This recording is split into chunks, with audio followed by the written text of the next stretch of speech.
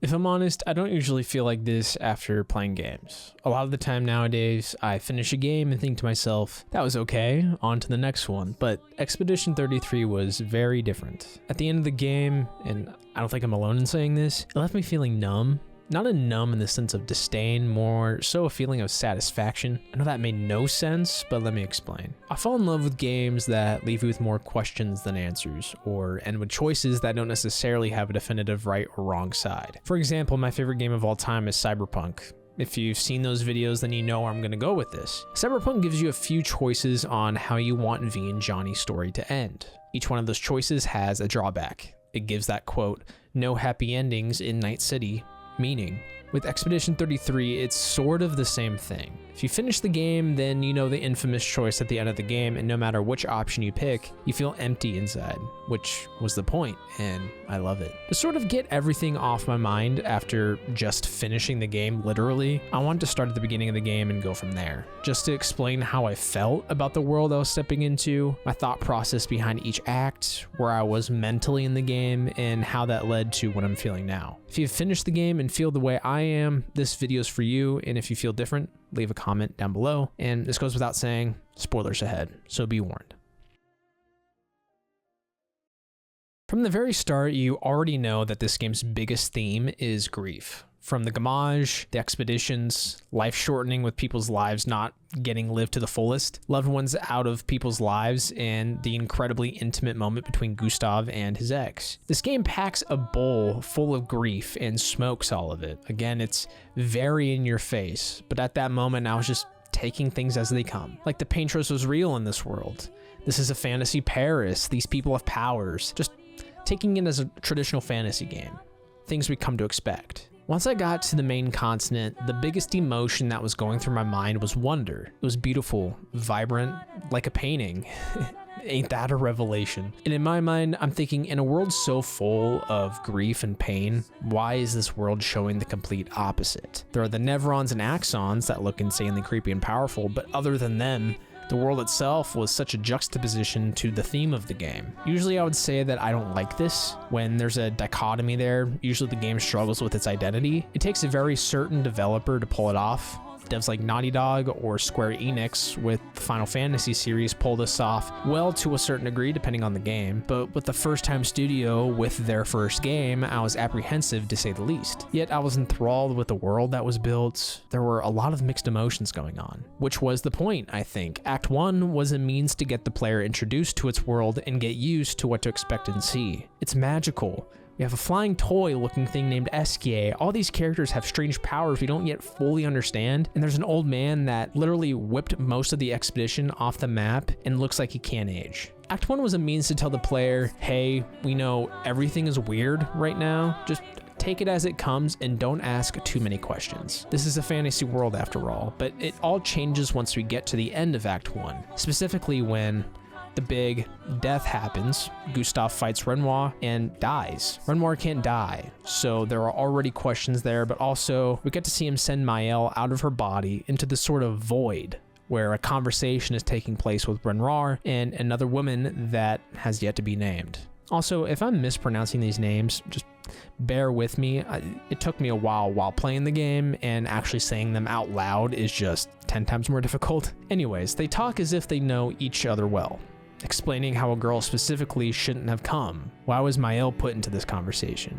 Was it to show us this strange woman? Again, a lot of things aren't making sense, and we're supposed to take it as it is and keep moving. Except this is for me when I couldn't take it anymore. I was confused out of my mind. I was questioning if the world I was playing in was real. Why did Gustav specifically have to die? Why did this unknown man save me and act like some sort of guide? I guess he has absolutely no reason to care about any of this, yet he does. He obviously knows this Renoir character, so what's the deal? I was incredibly lost, but kept going because we're still in Act 1. Things aren't supposed to make sense yet. Things are forming in my mind that maybe these two men are related somehow. That would explain the familial feeling, disdain the two have for each other, I guess. On one hand, the younger man seems to have the same feeling about the paintress as the rest of the expedition. The other doesn't want to do anything about it. Later at camp, he mentions how this man is obsessed with his immortality, that he takes what the paintress gives him as a gift, but he also also wants his family back. So this may mean that, hey, maybe he used to live in Lumiere just like the rest of us. His family was taken by the Gamage, but he wasn't. He thinks he can give that same immortality to his family. If the paintress were to give that same immortality to them, then problem solved. It's why he doesn't want the expedition to succeed, but this begs the question, what about the little girl that looks exactly like Mael? Is that his daughter? If that's the case, then my entire theory goes out the window. Same goes for if the younger man is his son. Any way you put this, the phrase, "I want my family back," will confuse the fuck out of the player. I mean, it confused the fuck out of me. I remember saying out loud, "What on earth is happening?" while simultaneously tearing up at the fact that my man Gustav just died. The game's cruel. Act 2 is when things get a little more interesting in terms of giving more questions than answers stubbornly. We get to meet Monaco, a very furry looking gestural who's obsessed with fighting to gauge his own strength, acting more animalistic than any normal looking gestural, and I guess he uses feet to increase his own power. Such a weird and unique character. We also get a new mechanic in Act 2 where we can strengthen bonds with the party, almost like Persona light-ish. Although this really has no effect on how the game goes on, I found it awesome that you can just get closer with characters and on your own time. Giving the player the chance to do this on their own, not only does that make the bond stronger without it being forced, it makes things more memorable if you decide to engage in those activities, such as CL and Verso getting closer romantically without being intimate, more casual considering CL is still mourning her husband in a sense. We understand that, yes, she has come to peace with the fact that her husband's dead, but that doesn't mean the mourning is lost. She even specifically says that she would give up Verso if it means to get her husband back, and do so in a heartbeat. Then we talk with Lune. She struggles with when to switch between the logical side of her brain and the emotional side. Most of the conversations you have with her deal with trying to dig deeper and break down her barrier of logistical shenanigans. She is always thinking ahead instead of living in the moment. This shows right after the death of Gustav, where she tries to think about what to do next instead of taking the time to mourn and try to gather her thoughts. And Mael constantly struggles with the death of Gustav, always thinking about the paintress and trying to get to her. She constantly sees the same thing all the time, with old man Renoir coming onto the scene in freezing time. Also, the creepy looking character looks exactly like her. So most of the conversations with Mael deal with those scenarios, as well as having a familial bond with Verso. It was weird experiencing this in real time because that feeling is distinct, but also that same feeling resided with Gustav. So having Verso fill that void of what used to be there, it kind of messes with your brain. Those with siblings know what I'm talking about in regards to the familial bond, and when you look at the screen and see them talking. And when hindsight, with the end of the game, it makes sense, obviously. Esquier is a weird one to talk about considering he doesn't really have a character arc. He's just a dude that's there for the expedition and loves his rocks. Though again, with hindsight, his relationship with Mael and Verso is very interesting. Monoko, I love him. Stoic, funny, and just loves to battle. He cares for the expedition in his own way, though is reserved when it comes to the secrets that Verso hides. I'm gonna be honest, the friendship system, it don't have much depth. Like I've said before, this is more so a way for you to get closer to characters on your own time, only for those curious enough, or if you genuinely care about them, then it's meaningful. Act 1 is essentially the world introduction in a sense, to pull you into the plot and get you invested enough. Act 2 is the journey itself. Crazy to say considering the expedition did make it a good way in Act 1, but I'm serious. Yet, before that, they go to bury Gustav in a beautiful area.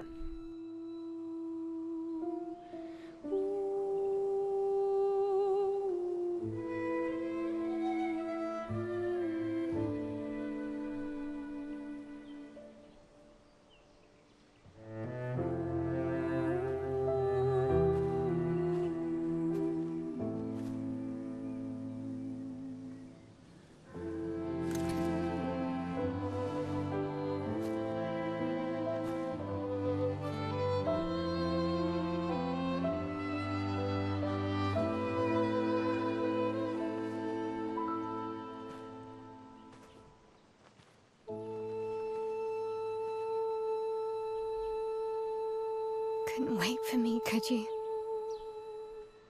I wish we could. Rest easy, Gustav. I'll finish what you started. The paintress, Renoir, they will pay. No more dome. Just open skies.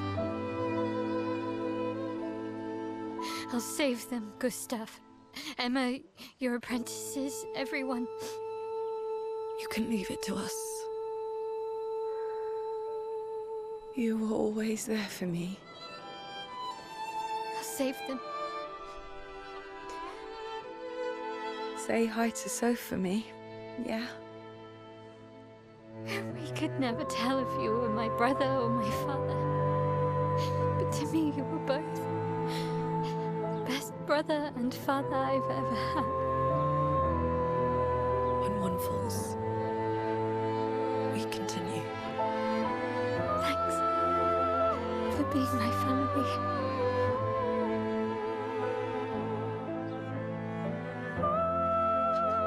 See you in the next life.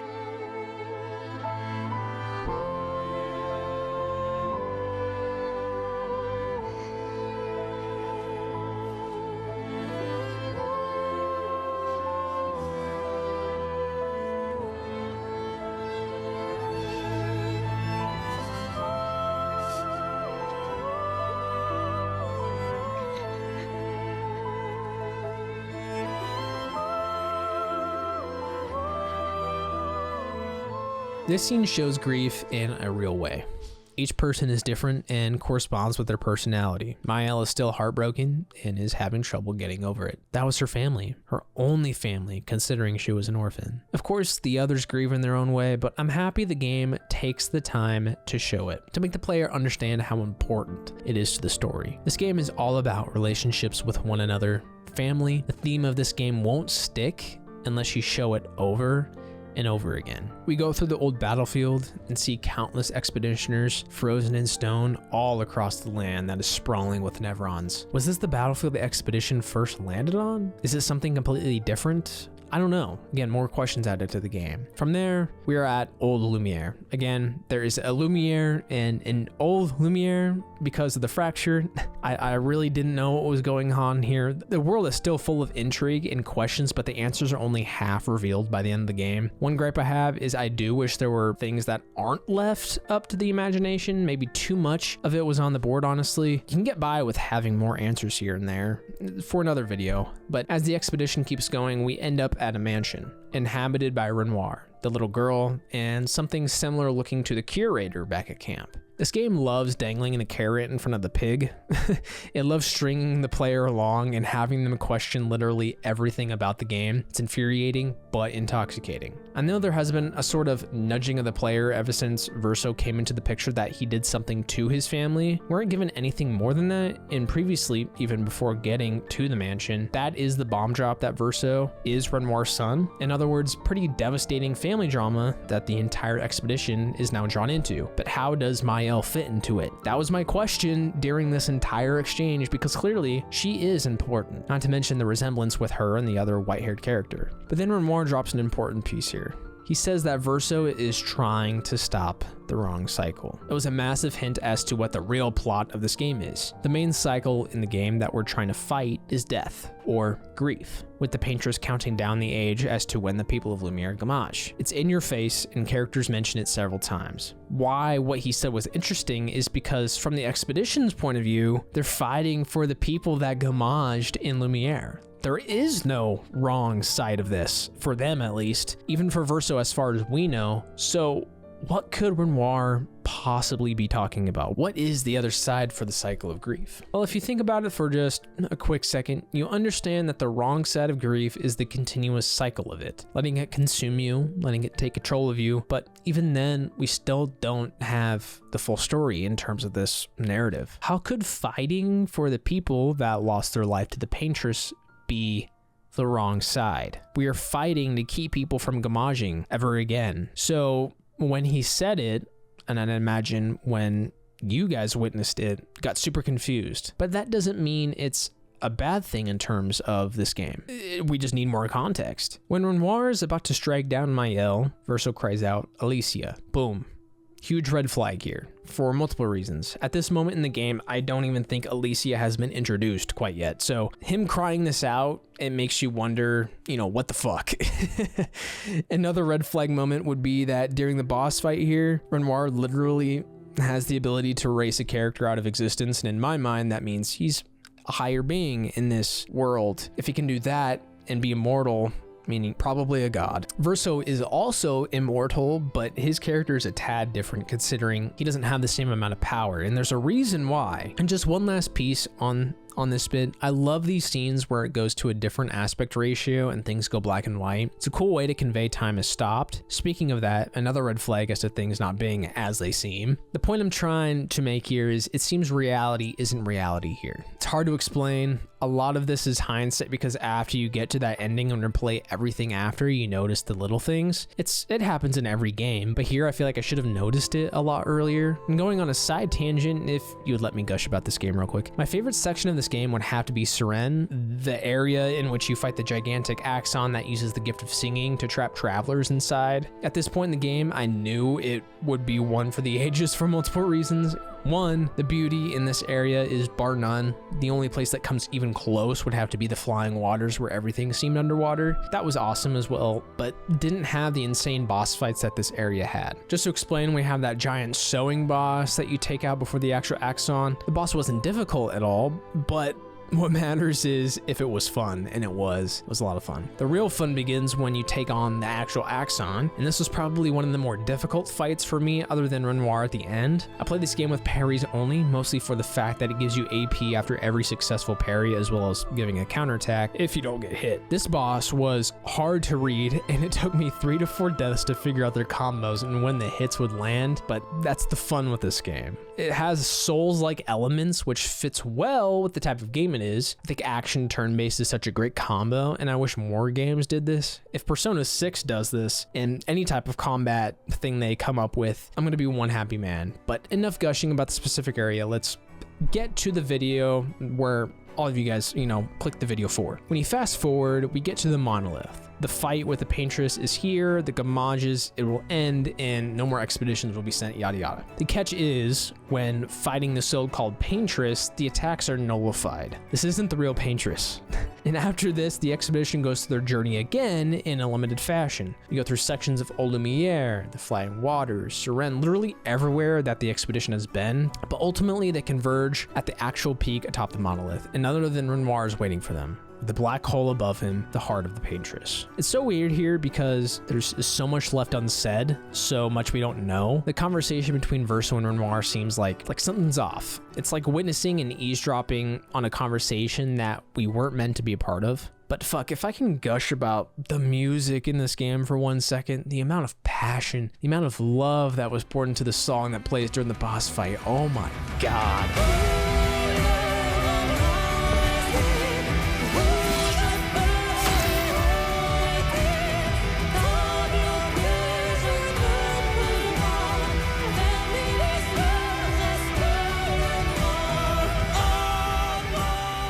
I'll admit I was spoiled by the Game Awards performance with the song. I was amazed when it was sang live, but it didn't dull the moment at all. I was even more amazed as it went along with the boss fight itself. I honestly think this will be one of those soundtracks that you play in your car on the way to work. Masterful. Anyways, the moment after is the tipping point of the story, for me at least. The moment when everything started to the pieces started coming together, I guess, at least somewhat. In comes the curator, the dead-looking, hollowed-out human being with no face that gifted the sword used to disrupt the barrier and allow the expedition into the monolith. I don't want to say subtly, but when we battle Renoir, he reveals the curator is himself. The real Renoir, I would suppose, considering the one that just died, talks to the curator like it's the real one. So the hollowed out individuals we see throughout the game, they're the real versions of certain characters. It's what I'm thinking while this is happening. Not the little girl, because she isn't hollowed out, but the woman that was alongside her in the mansion, perhaps, was that Verso's mother? And as it turns out, that woman is the paintress. All this time, it means the paintress is Verso's mother. Just to tie up loose ends for a quick second.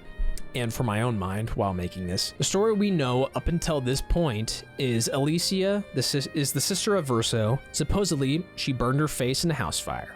Or died. The details are hazy if I'm honest, and I think they were meant to be. Regardless, it's that girl that keeps showing up every now and again. Mael looks almost identical to her. It's why Verso has such a strong connection to her in the first place. And Renoir keeps encountering Mael specifically. It's why the curator only responds to Mael. And now at this point, the paintress talks only to her and Verso. So when the paintress seems emotional here, things start to click, the cogs start to go, it all makes sense. But as soon as everything, it's the theme of this game, as soon as everything started to make a little sense, things go haywire again. And Mael reminds you of her, the daughter you lost.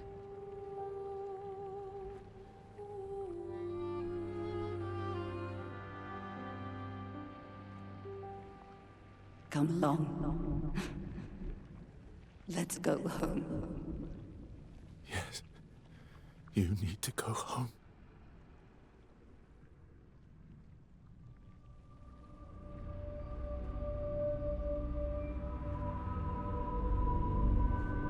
This is another trick.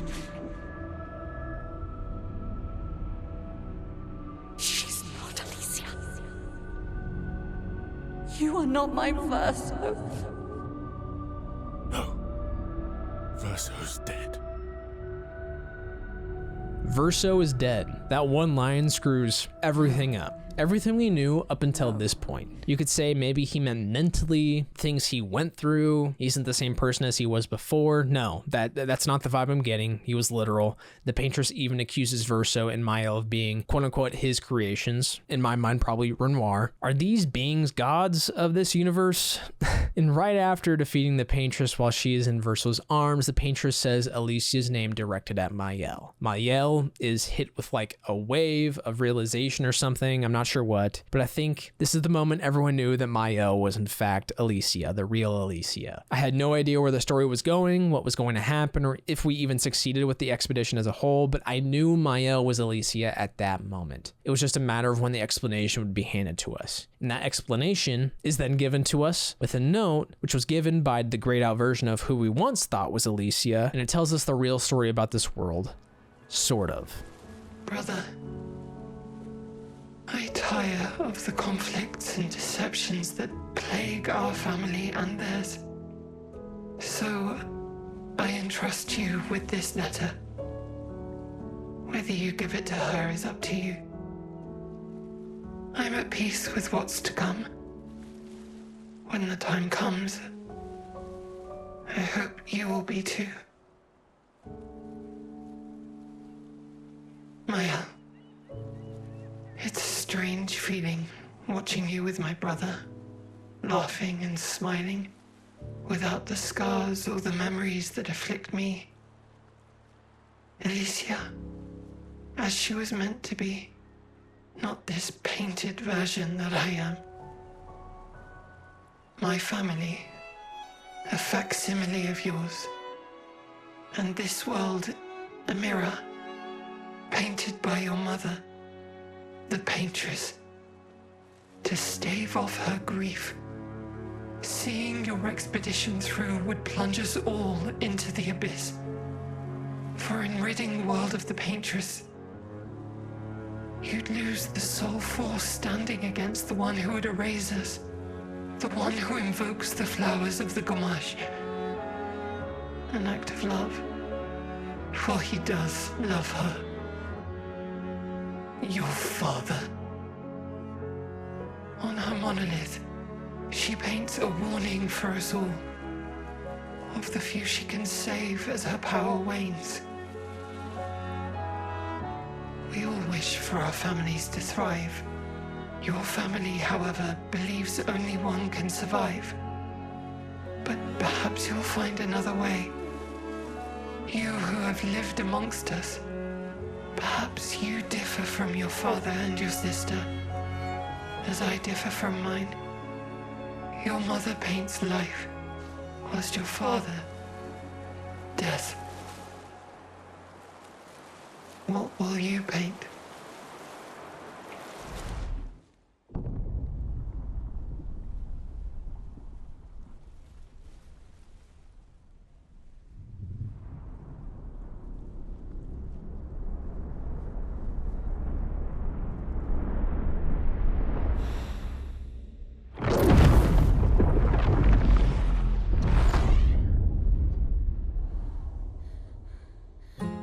From what I gather of this note, the paintress paints those numbers on her monolith to preserve life, to preserve as much as she can in hopes to keep this world alive, to keep her painting alive, while Renoir paints the opposite, death, in hopes to rid the world the paintress wants to keep. The paintress wasn't the one killing everyone in Lumiere, she was just limiting the destruction. We're shown the real story, the one entangled with grief, sadness, and anger.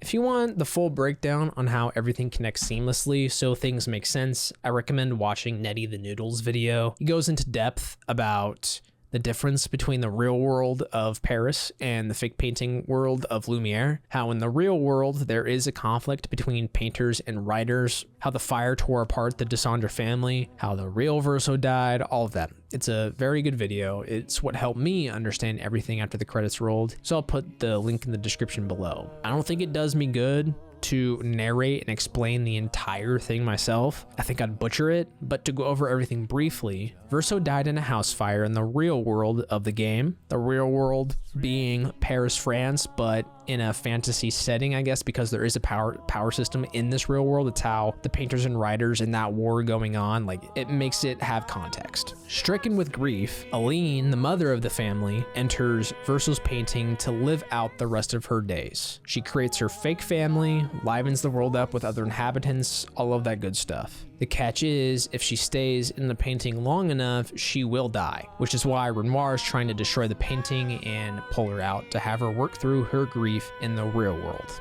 All while in the process, Verso's last remaining soul is in the painting and is forced to keep painting forever to keep this world afloat. Renoir created the axons to drain power from Aline and destroy this world. If Renoir were to have his way without any conflict, everyone in Lumiere would gamage, like everything in the world would Thanos snap. Aline the paintress uses her remaining power to paint the numbers on the monolith to preserve life in Lumiere so they can live their lives the best they can. That's why when the expedition kills the paintress, everyone disappears. Makes somewhat sense. No, if that's the case, go watch the video. He does a lot better than me. Regardless, I spend all this time summarizing as best and quickly as possible to get to the real reason why I make this video. Expedition 33 made me feel numb. And why is that? It's the endings. You get the choice between controlling Maëlle or Verso. Verso's goal is to destroy the painted world so that Alicia, Renoir, Aline, Clea, all of them can come to terms with his death in the real world to live a happy life as a real family. He kind of does the switch at the end because he realizes what Renoir is actually doing and then realizes what Alicia is becoming. So that's why that quick turnaround happens. Alicia, or Maëlle, is unhappy with her life outside of the painting. Her face is burned, she can't talk, she feels guilty about the death of her brother, and she lived out her 16 years inside the painting as Maëlle, full of memories with a different family and getting close with numerous people. So why would she leave after all of that? Most of all, she gets to see her long dead brother again. Like, I feel like if anyone was in that situation, they would understand why Maëlle is doing this. I feel numb because no matter what decision you make, you feel empty. It sucks. No decision feels right. No decision feels content. It's like choosing if you'd rather punch a brick wall at full speed or slamming your fingers in a car door. No matter what decision you choose, shit still sucks. Maëlle's ending has her reviving everyone from Lumiere as if the gamage never happened, living out the rest of her days in presumed happiness. She sees Gustave again, Emma, Lune, CL, everyone. Verso gets to live out his days doing what he loves, to be a musician. But he knows Maëlle's true fate. She will die in this painting, in the real world as well. Her face is covered in black and white paint. She's fading. We're unsure if Verso can age again, if he's still immortal, but it still eats at him. He wants the suffering for his family outside the painting to end. The suffering of that little boy we saw at the paintress's heart, he's still slaving away, keeping this world alive. It's bittersweet. This is the ending I got after everything we've been through, witnessing Gustave's death, learning about CL's husband and how he passed away, getting to know Lune on a deeper level, going on her adventure with Esque and Monaco, at least in this world. For Maëlle, she grew up here with no recollection of what the real world was, only until the end. What would you expect her to do in this scenario? because I felt the exact same way. You can't play God, create life, and take it all away and expect things to be okay. These people have families, they lived life, witnessed death, went through tragedies, felt love, everything. Is that not just as real as outside the painting? Mael lived that life. She should decide if she wants to die in it as well. And as for Verso in his remaining days, that's the bittersweet part, and it eats me inside. It makes me second guess everything I just said. That is what makes me feel numb. With the Verso ending, we get what Renoir wanted, for the cycle of grief to end.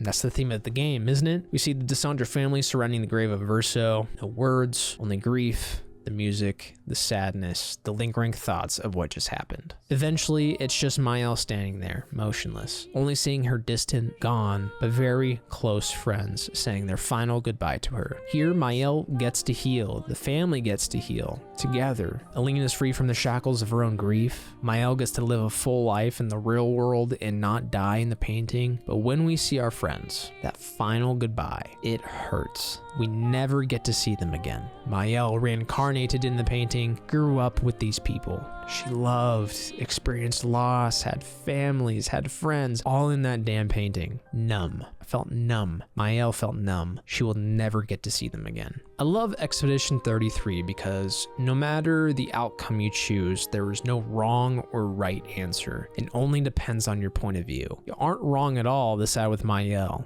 Again, to her and to you, those individuals in the painting were real. They were real people. The expeditions were real. If she wants to choose that life she lived over the other, she should be able to make that decision. You aren't wrong if you chose to play as Verso. To end the cycle of grief, family needs to come to terms with what happened and heal together. To move forward. It's what Painted Verso wanted. It's what the last remaining soul of Verso wanted. You do it for him, and hopefully there is a happy ever after. You could say I'm a masochist when it comes to video game endings. I want something that's going to hit you hard and emotional and have you questioning your sanity. Of course, there are games like Dispatch where the happy ending is great and I enjoy it. But when you think of the all-time games, the ones you remember for the rest of your life, they have endings that fuck you up. Think of Cyberpunk. Those endings, depending on which ones you choose, make you really think about the choices you made during your time playing. Games like Red Dead Redemption 2, where you know this ending will be sad hours before it happens, and when it finally does happen, the tears flow and you remember it forever. Expedition 33 has that exact same vibe. It's memorable because the game has you thinking one thing when you first slot the disc in and boot it up, and totally subverts your expectation, and you find yourself crying in the dark because of the ending you just witnessed, regardless of which one you picked. I know there's discourse online about how good Expedition 33 really is, but from my point of view, it's a masterpiece. From the way combat works, to exploration in the overworld, to the narrative, and finally the endings, I think this game excels at most things it sets out to accomplish, and most of the time it exceeds expectations. I've fallen in love with turn-based games ever since I played Persona 5 Royal for the first time. This game is miles above that in terms of combat and narrative that is so unique. I have no idea what the comp would be. If you're on the fence about the game, just go and get it. It's $50, and a lot of the times I've seen it on Steam, it's on sale, and that's insane in this economy, and fully deserves the Game of the Year title. For sure has entered my top 10 games. And with that, the video has come to an end. I have other videos in the works, such as Black Ops 1, possible Uncharted video, and I'm currently playing through Final Fantasy X for the first time. If you're excited for those upcoming videos, be sure to subscribe and leave a like below. If y'all have any recommendations on childhood games I should play, leave a comment. And with that, I'll see you in the next video. Hopefully soon. Won't be too long. Have a good one, everyone.